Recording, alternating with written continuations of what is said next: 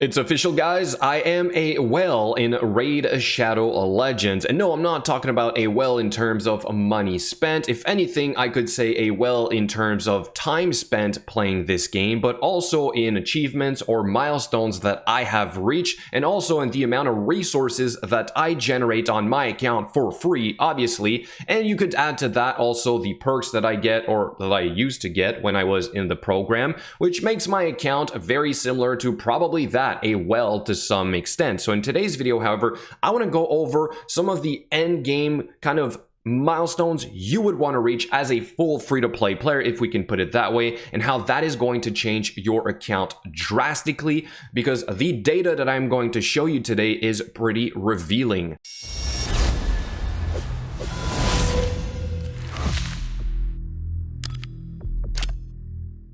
But before we go over all of that, and since today is a Wednesday, I feel like I need to remind you guys that I stream every Monday, Wednesday, and Friday nights at 7:30 Eastern Time on Twitch, where I do giveaways, whether it's gems or gift cards or accounts. And by the way, this week we're also trying a new game. Obviously, this is sponsored, and if you want to support the stream, the channel, you can always come into the stream itself and participate, or you can go on my Twitch channel and click this panel right here to start playing Vikings Clans of War from Plarium. So we're gonna have a little bit of fun with this, but we're also gonna try other games this month and the following months, because I do want this channel to cover a couple more things. All that said, I hope to see you on stream. So here we go with some interesting data on my account before we cover the more revealing data about what an endgame account looks like. Number one, I've been playing this game for just about 29 months. In fact, in a day it will be 29, so we'll say almost 2 years and a half. All of this time, I've been free to play in terms of not spending money,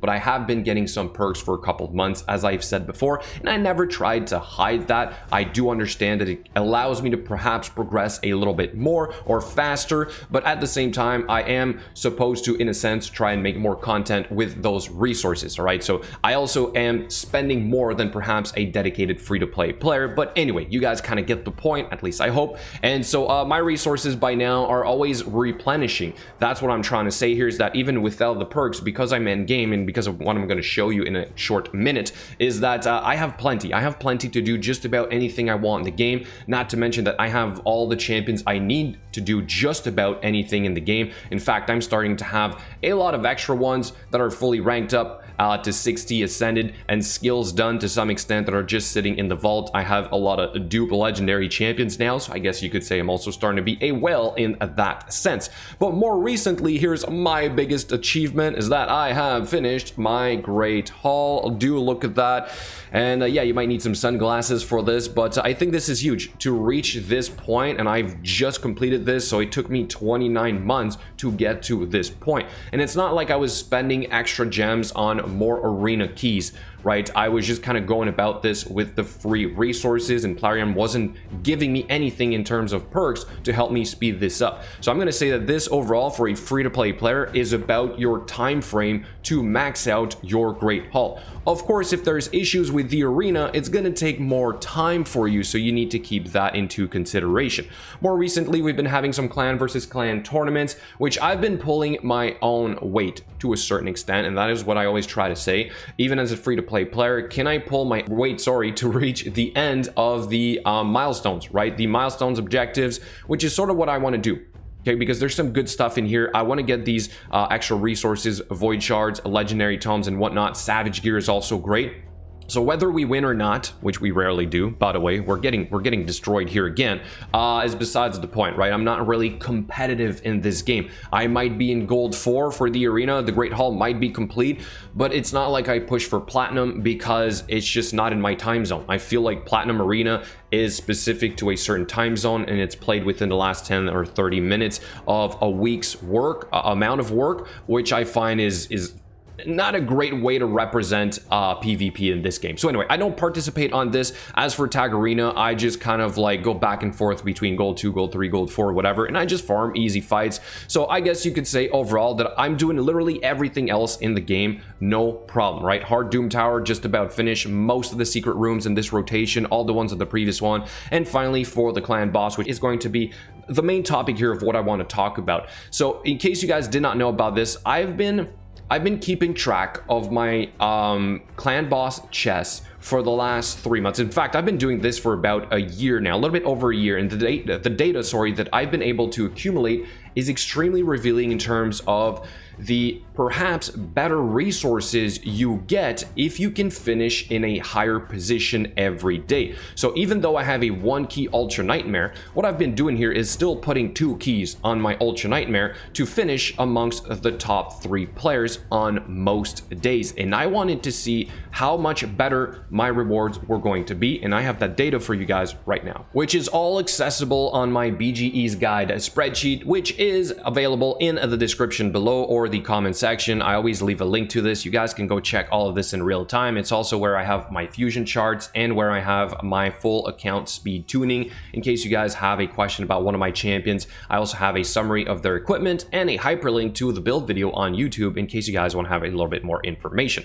But what I want to focus on here today is this specific table right here, where we are tracking our free monthly shards. What I mean by free monthly shards are the ones that I get from the clan boss. Once you reach end game for your clan boss, as you're going to see in a second, it is going to change drastically, but also apparently your placement. Now, there's been a lot of theories around this, and I'm not trying to tell you guys that this is accurate. What I'm trying to show you is my data. That's it. Okay, you can make your assumptions. You can decide to make whatever you want from all this, but all I'm trying to show you is what my account looks like after all this time. So what we're tracking here is my 3-month average of drops of void shards, sacred shards, epic tomes, and legendary tomes from the clan boss. I started this in 2020 when I hit nightmare for the first time. January 2020, my first month was a little bit sketchy, so then I did an average for the final 3 months, okay, which is the values you see right here. Then I did the same thing when I reached Ultra Nightmare, which was in May 2020.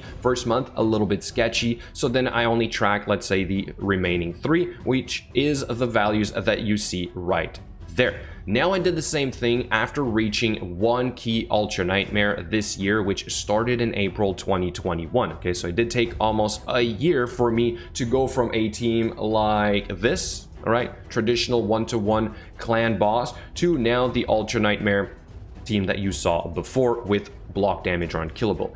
And the amount of shards that I've gotten have increased drastically. Why? Because I'm also apparently finishing top 3, which is apparently given slightly better rewards, and the data mine information has said that it's about a 3% increase for better drops. I have no clue how to relate that to the formula because I still don't understand how that works, and maybe you guys can figure it out or learn a little bit more from this and we can all figure it out. All right, so what I did in here is same thing. I tallied my void shards, sacred shards, epic tomes, and legendary tomes, and to do that, just so that you guys understand the methodology here, is that I would take a screenshot every day when I had one of those rewards in my clan boss chest, right? So for April, for example, Ultra Nightmare, anything that had a sacred shard, void shard, epic tome, or legendary tome, same thing for Nightmare, tally that. Then we did May, same concept here, all the screenshots, and eventually we also did just now June. All right, so this is how I figured out how many I got.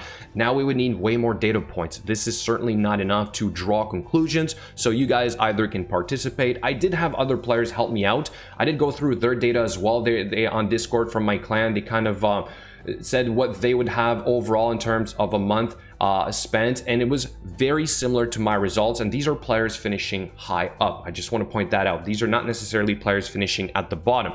We can clearly see it with this right here.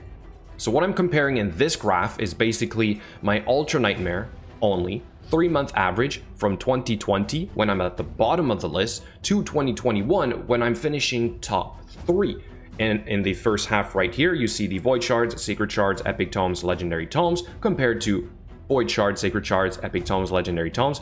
It's almost double across the board is what I'm getting for simply finishing higher up. Does that make sense? Is this a fluke that my last 3 months were like this good? I mean, like 19 void shards in a month from Ultra Nightmare only? That doesn't make sense, or maybe it does. I don't know. Sacred shards, I had 9 on the first month, April, and then 9 again here in June. As for the epic tomes, it does go up and down. Legendary tomes have been pretty straight across the board. But then don't forget, on top of Ultra Nightmare, I'm also getting the ones from Nightmare because I got 1 key in there as well. So I get 4 chests per day now instead of 2 when I first started Nightmare or Ultra Nightmare. So obviously the amount of resources that I generate on my account now are insane, at least for a free-to-play player, even a low spender, and even in terms of whales in a certain sense, which is why I'm again saying I have reached whale status, right? Just with the amount of resources that I generate on my account, which allows me to do everything in the game. So the information that I'm reflecting this to is more data mined information, which came in the form of this right here. This player, Bobo, I believe, kind of data mined the info, gave us a chart of what you could technically expect from the clan boss drops. And what I've been trying to determine here is how does your placement affect these values? Some players have said apparently you get, I don't know, like a 3% better chance at getting better loot when you finish top 3, but how does that translate to specifically the shard drops, right? You get 82% chance of getting a shard. Does that mean you get 85% now chance of getting a shard? And is it lowering the ancient shard, increasing the sacred shard drop or the void shard? So there's a lot that I don't know. That's all I'm saying here, guys. You can all try to figure it out. All I'm showing here is my results, okay, after all of this time, which is what you see right here. And clearly I am getting more, and I'm not the only one, but we don't have enough data points and we don't know anything about the formula to make a conclusion out of all this. That is all I want to caution you guys. But there you have it, just a quick update on my account now that I'm officially a whale. Do let me know what you think in the comments below. Thank you so much for watching today, and I'll catch you later.